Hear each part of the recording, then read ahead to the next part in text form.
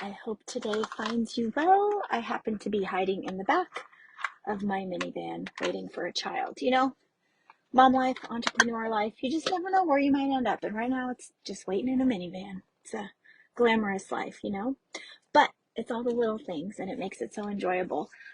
I am listening to Britney Spears' new book. It came out today. And I'm not usually a pop culture book person. I mean, I've read Matthew McConaughey's and Jordan's, but I just don't do a lot of that, right? But Brittany is within 6 months of me. We're the same age.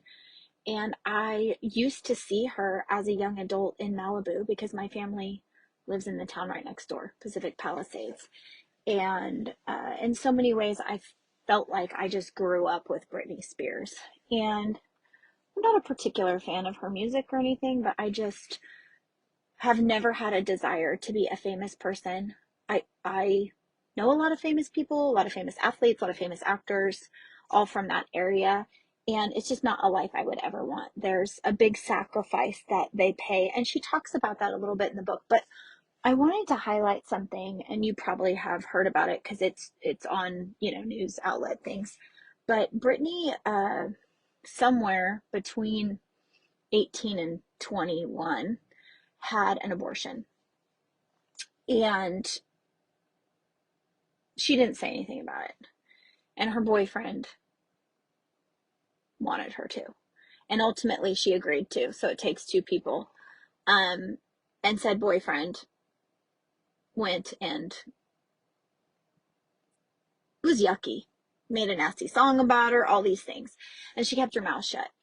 That is a significant trauma, you guys. Significant.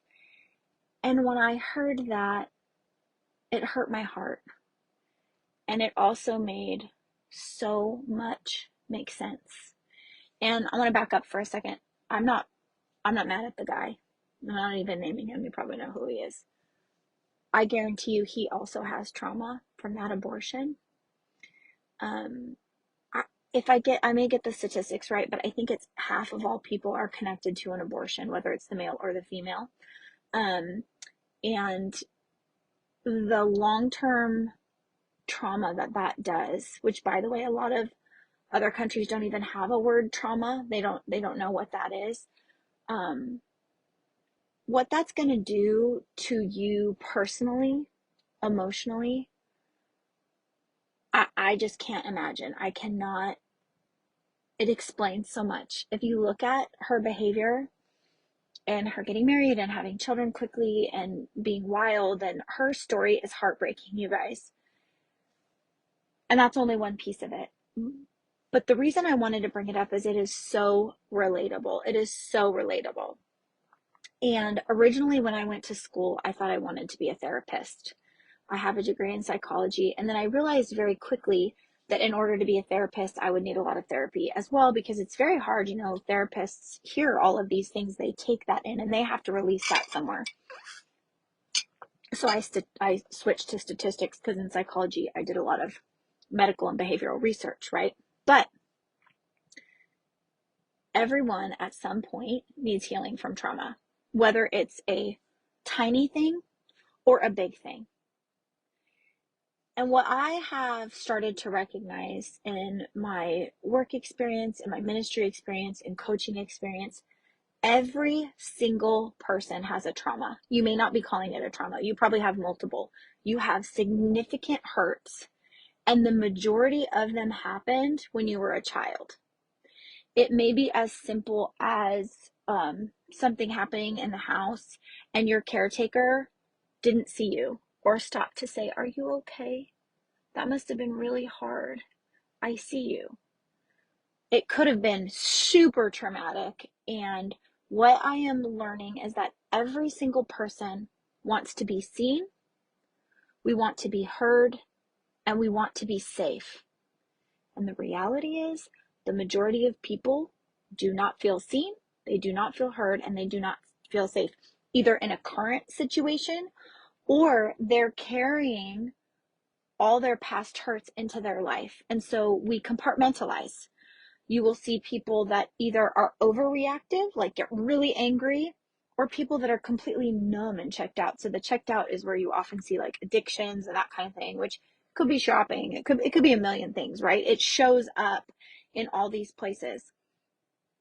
I have done a lot of my own personal work, and you can only help people to the point that you have had healing, right? I am here to tell you that living a life of behavior modification. What's behavior modification? A list. I'm going to be super controlled. I'm going to make sure that I do all these things. That's behavior modification. Are new habits good? Of course, they're fantastic for you. But just behavior modifying is not ever going to lead you to healing. It's not. You have to walk through grief. You have to walk through grief, and it is yucky. It's also very freeing. So when you walk over grief, you need to do that on your own.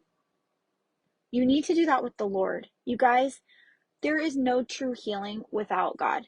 If you don't know that there's a good father out there, reach out to me. A lot of people have been super hurt by church. I get it. I don't mean that. I mean that you were made on purpose. There is not another one of you. You are so incredibly unique. Your DNA, down to the hairs on your head, that didn't just happen by accident. We are literally this scientific miracle. Okay, you guys? You need to lean in to God in your healing process, in your grief process. Tell him how pissed off you are, how these things were allowed in your life. Tell him how hurt and broken you are and how much you need a daddy. Like, seriously. And then you also need to walk through it with other people. That doesn't mean that you should be airing all of your personal stuff to people. A lot of them, it's not their business. And a lot of people can't handle it. And a lot of people won't protect your safe space. That's the reality. But we need true community. And there are other people in your life, I promise, who want to have deep, real conversation. Not just you saying, hey, how's your day? And you're like, oh, it's great, when it's BS and your day isn't great, right? You need all of those things to go through the grieving process, to get out of behavior modifying, because we're not just behavior modifying, so that you can then get to the place where you repent, where you get to the place where you forgive. We all try to forgive over here in the angry hurt spot or in the behavior modifying. We're not capable of forgiving people at that point. And that's okay. But we say we forgive. Like, if you have felt like you've forgiven someone and yet you're still struggling with that, you haven't. And it's because we're just trying to fix it. We're just trying to band-aid it. And sometimes we have to sit in it. And sometimes it feels so poopy. But you have to feel that and go through it and also name it and recognize what was wrong so that you can heal. So that's how it goes back to Britney Spears. There is not a person on this planet who is exempt from hurts, from feeling used, from being under a microscope, from having expectations, being called names. And you guys, we are all so much more similar than we know. So just recognize as you go throughout your day and you see people acting real weird or funny, it's not really about you. It's how they're processing and how they're coping with life. I hope this is an encouragement. I hope this makes sense to you. If any of this resonated with you and you're like, I don't totally know what she's talking about, but I want that, reach out to me personally. I would be happy to share with you the things that I have done, the resources I have used to help with actually going through that grieving process and the healing process, because it's so freeing and it's so helpful, and every single person deserves it.